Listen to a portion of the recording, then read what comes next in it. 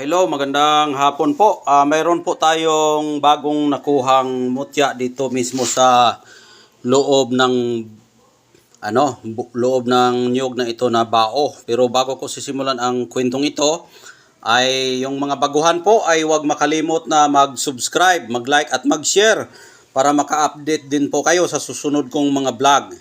Ngayon po ay ating pag-uusapan itong ating nakukuhang mutya na nakukuha natin dito mismo sa loob ng bao na niyog. Ito po ang niyog na ito ay ngayong araw lang po ito nakukuha. Kaya binibidyohan ko para makita nyo rin ang aking mutya na kung saan ko siya nakukuha.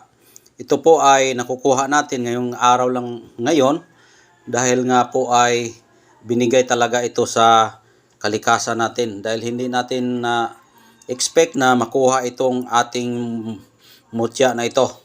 Ito po ay buwa niya. Buwa niya ito at kanina, hindi ko kasi na-videohan kanina dahil naiwan po yung cellphone ko. At ngayon, iniwan ko na lang dito yung aking, kinagod ko muna bago ko na-videohan. Dahil yung cellphone ay iniwan ko sa aking charger dahil lubat talaga. Ngayon, na-full na yung ating charge kaya na-videohan ko ito at hindi ko lang tinanggal yung kanyang mga bao dahil nga para makita ninyo ang pormada sa kanyang pagkakuha. Ganyan po ang itsura niya sa bao natin na nakukuha. Ayan. Tapos pag ganun po yan, ayan po yung buwa niya na dito mismo sa loob nakukuha. At pag ganyan yan kanina, at may laman pa yan. Ginagawa ko kasing gata yan.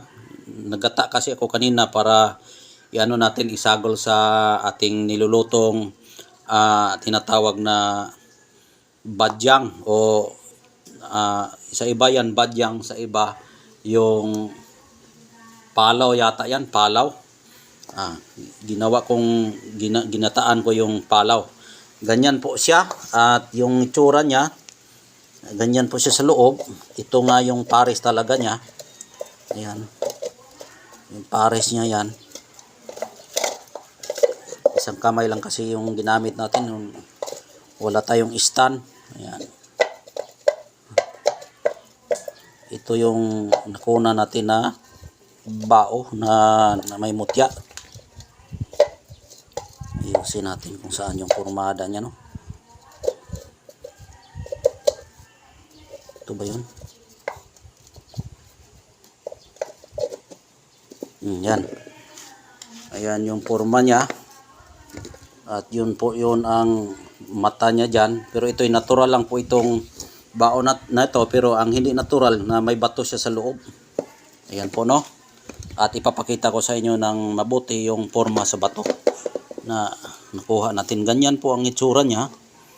Ayan po yung bato. Ayan. Ayan. Ngayong araw lang ito. Araw ngayon kasi ng Martes. Kaya Martes yan nagpapakita natin. Ayan. Pag ganyan po yan siya kanina. Dito po yung tubo niya, no? Dito dumadaan yung tubo. Ayan. Ganyan po yan. Ayan. Pag ganon siya, ganyan. Ayan. Pero kanina yan ay pinapalibutan po siya ng ng laman. Yan, may laman pa ito kanina at ginawa ko na lang yung kinagod ko na lang, kinukuskus ko na lang para magamit natin sa paggagata. Ang ginataan ko kasi kanina itong niluluto ko, ito ipakita ko sa iyo yung anong niluto ko kanina, no. Ayan, niluluto ko, nilagyan ko yan ng gata. Ayan. Lagyan ko yung gata, yung niluluto kong biga, yan tawag sa amin, biga. Ayan, masarap kasi yung biga, lagyan mo ng asukal at gata. Kaya nagkataon talaga na mayroon talagang nakuha natin na mutya na galing mismo sa loob na buwa niya na nagiging bato. Ayan. Mayroon pa nga siyang grano. Yan po yung grano niya dito. Ayan. Nagtabingi siya dahil sa siguro sa pagtigas pa lang niya, nagtuyo siya. Pagtuyo niya at naganyan ang itsura. Ayan, Ayan. Ganyan po siya kanina. Pinapalibutan pa yan ng mga himulmol kanina dyan para hindi makita yung kanyang buwa ito. Yan po yung himulmol niya. Yan. Ang kulay din niya ay ganyan din. No? Ang kulay niya. Ang pinagkaiba sa kulay niya ay kasing kulay din ng bao. No? Ayan o. Yung bunot niya kasing kulay din ng bunot niya. O yung bao niya ang kulay ng bato. Yan. Ikutin natin at makita ninyo yung purma ng kanyang mutya. Ayan. Siguro kung nabiyak ko ito, butong pa siya, yung hindi pa siya lahing, siguro ito ay puti. Pero nagtagal na kasi ito, dahil matagal na ito, nakuha ko ito sa itaas kasi ng puno ng niyog. Hindi ito na tagak o tinatawag itong sapwang.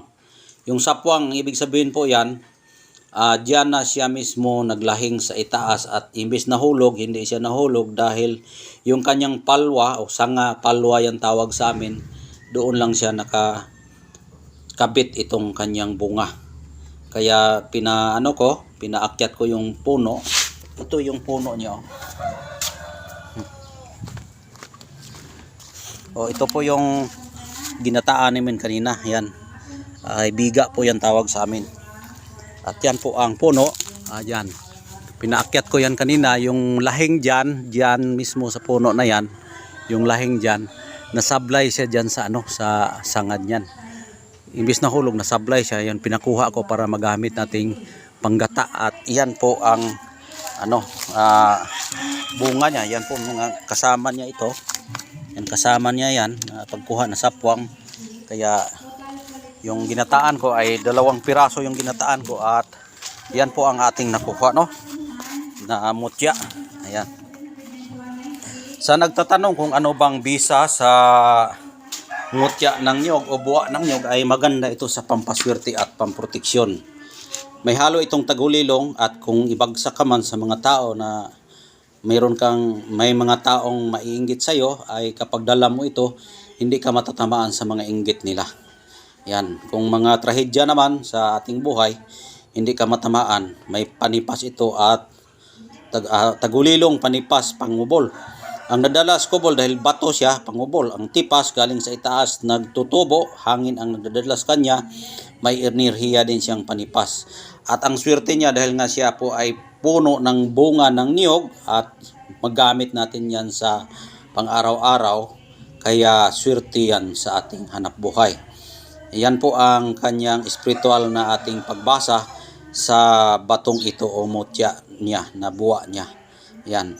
Ang pinagkaiba sa buwa ng iba, yung gusto nila na buwa talaga ay kung anong kulay, yun din. Pero para sa akin, maraming bisis na ako nakakuha ng ganyan, hindi talaga ganyan ang forma. Dahil nga kung spiritualin mo yan sa paghanap o formation niya, tumutuyo talaga yung buwa kapag paparating na siya sa tigas.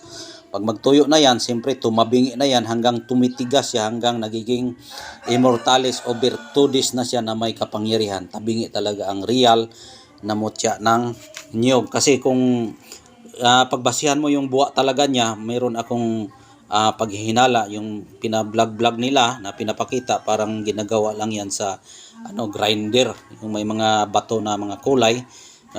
Hindi natin alam, baka taklobo yan, ginawa nilang ginaray nila na yung pinakamanipis talaga na grinder para hindi mahalatang gawa na makinis talaga, dahil nga maraming mga gamit na ngayon. Kaya may duda ako sa ganyang buwa, pero ito hindi talaga duda, dahil nga po ay tunay na ating nakikita mismo dito sa kanyang puno, at sa pagbiyak natin, yan talaga mismo ang ating nakukuha. Yun lang po ang aking masasabi, at salamat sa inyong panonood at sa walang sawang pagsubaybay sa aking channel. Sana magustuhan ninyo ang aking video, at sa inyong walang sawang pagsubaybay, at tunay talaga ang ating gamit na galing sa kalikasan. At hanggang dito na lang, at maraming salamat po, at God bless po sa inyong lahat, at patnubayan po tayo ng ating Panginoong Hesukristo. At kung halimbawa naman, ito ay gusto niyo, may iniwan akong number dyan, pwede kayong tumawag sa akin or text para kung sakali mang mapaibig ninyo ang aking mutya, ay mapasay itong aking gamit. Kaya hanggang dito na lang at God bless po sa inyong lahat.